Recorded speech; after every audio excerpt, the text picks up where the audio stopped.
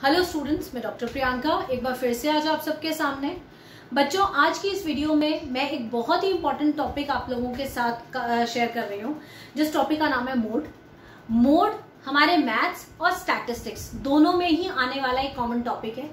Maths में 9th class onward से ये टॉपिक शुरू हो जाता है और स्टैटिस्टिक्स में 11th क्लास से ये टॉपिक शुरू होता है।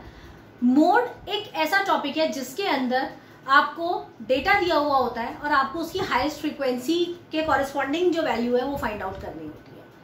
मोड को हम सिंबॉलिकली रिप्रेजेंट करते हैं जेड से, कैपिटल जेड से हम मोड को रिप्रेजेंट करते हैं। ज्यादा टाइम ना वेस्ट करते हुए मैं सीधा क्वेश्चन के ऊपर आऊंगी।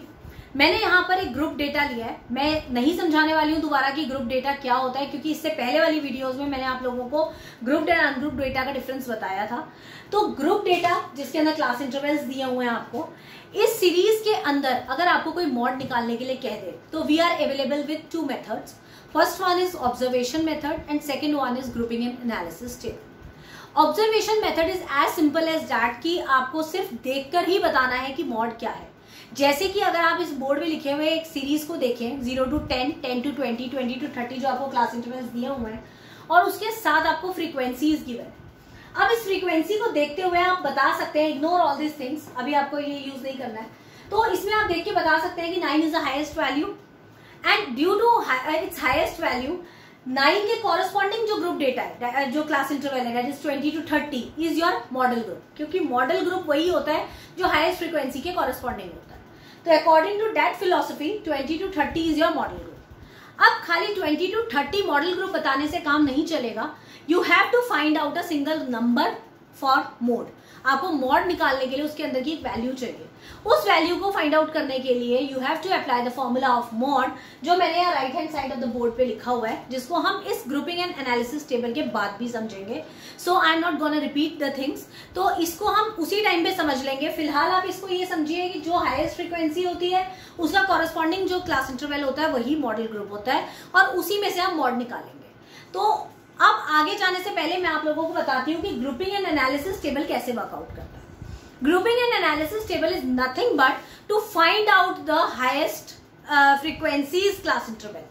कभी कभी चीजें बहुत कॉम्प्लिकेटेड होती हैं तो आप उसको जस्ट ऑब्जर्वेशन टेक्निक से नहीं बता सकते।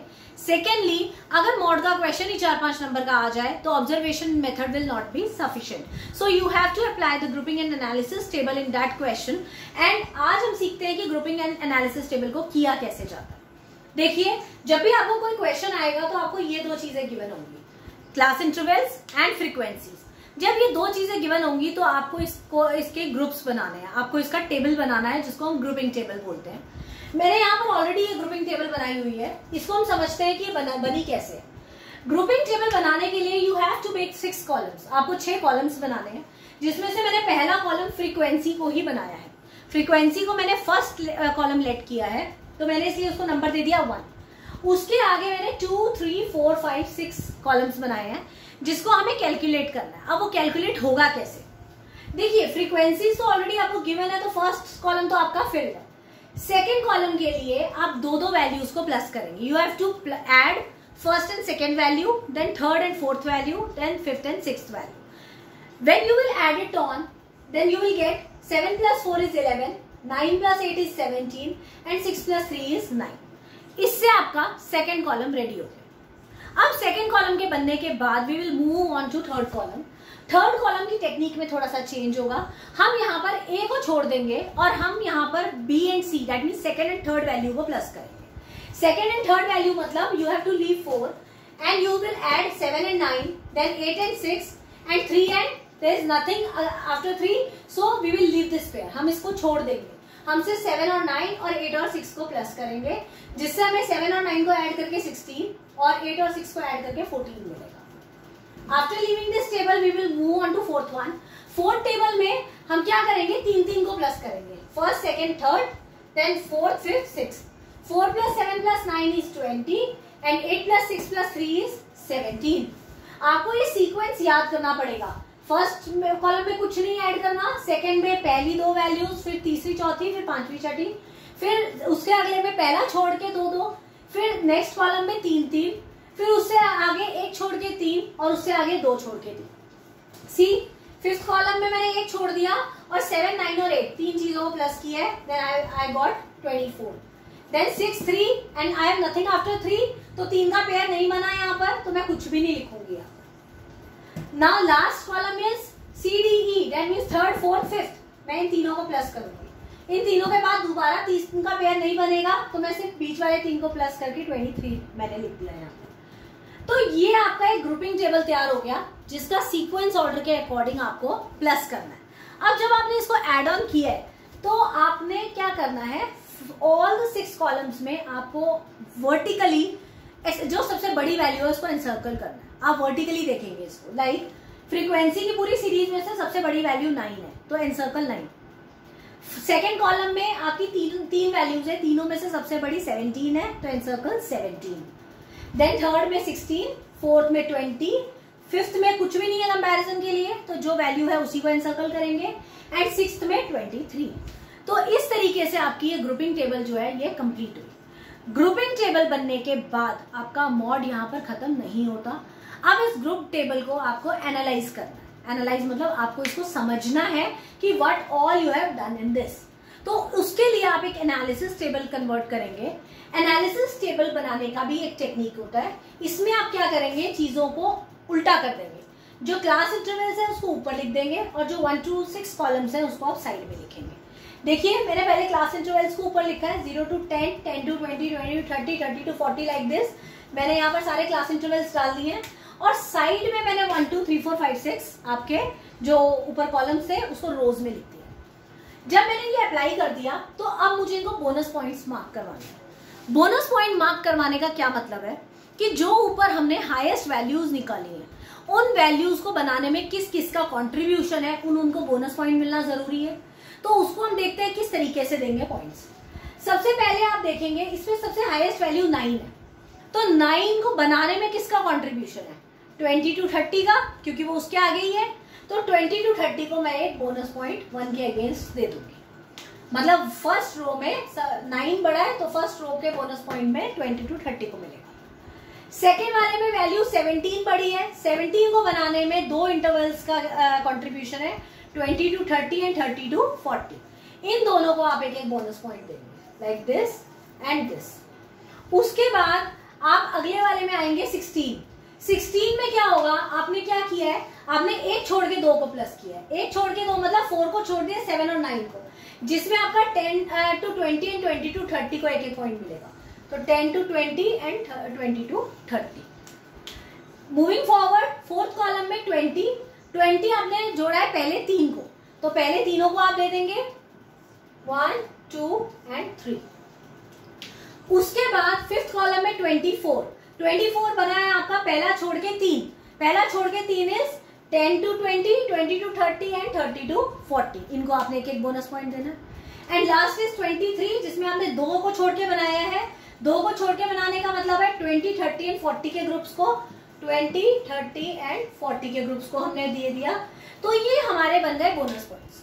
जब हमने बोनस पॉइंट सबको मार्क कर दिया तो हम इस बोनस पॉइंट को टोटल करेंगे कि किसके पास कितने पॉइंट्स हैं। तो उसके अकॉर्डिंग देखें तो 0 to 10 को 1 पॉइंट मिला, 10 to 20 को 3 पॉइंट मिले, 20 to 30 को हाईएस्ट पॉइंट मिले 6, 30 to 40 को 2, 40 to 50 को 1 एंड 50 to 60 को 0।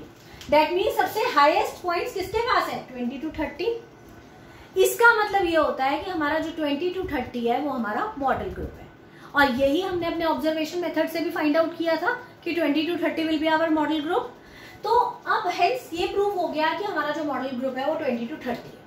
अब हम वहीं आकर खड़े हो गए जहां पर हमने आपको पहले छोड़ा था कि 20 to 30 आपका मॉडल ग्रुप आ गया। नाउ व्हाट, अब हमने आगे क्या करना है, कुछ नहीं करना है, अब सिर्फ मॉड का फॉर्मूला पुट करना है। आपने देखिए यहाँ पर हमारा मॉडल ग्रुप जब 20 to 30 आया है तो हमारा मॉड का फॉर्मूला होता है L1 plus F1 minus F0 upon 2F1 minus F0 minus F2 into I। Now what is this F1, F0 and F2?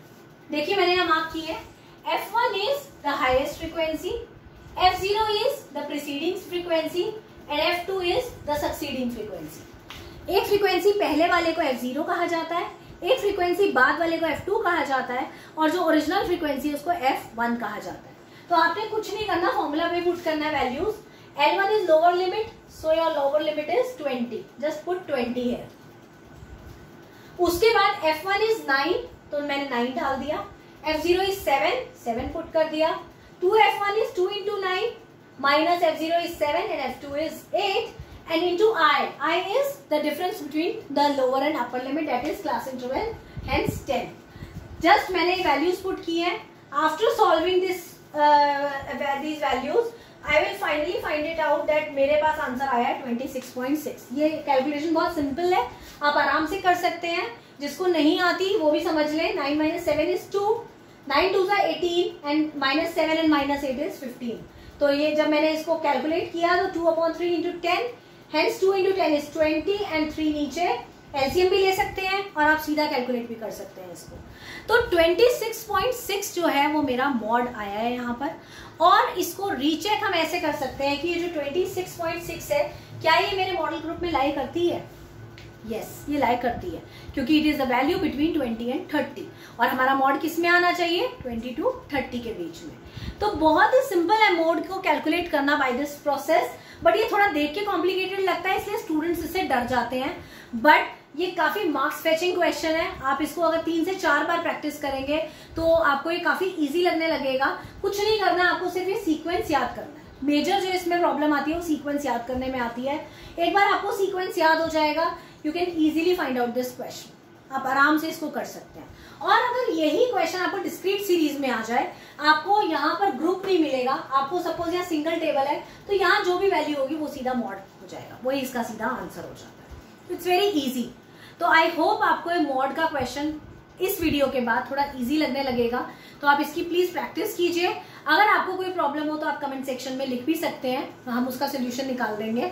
और तब तक के लिए आप यूं ही वीडियो को देखते रहें, उसको लाइक करें और चैनल को सब्सक्राइब करें. Thank you so much.